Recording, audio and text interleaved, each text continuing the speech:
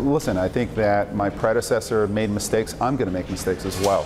The fact is that I've inherited an incredible company with incredible talent. My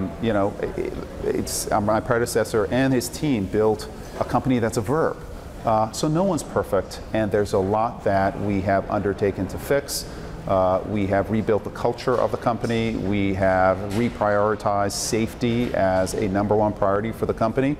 I'm sure I'm going to make mistakes along the way.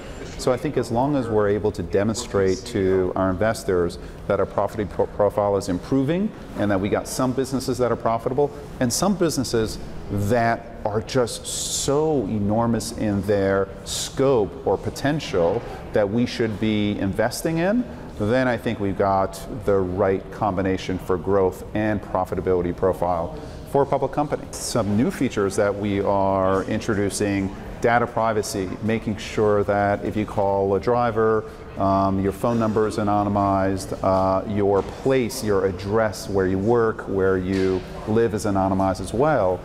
Trusted contacts, your loved one being able to know where you're going for both a driver and a rider.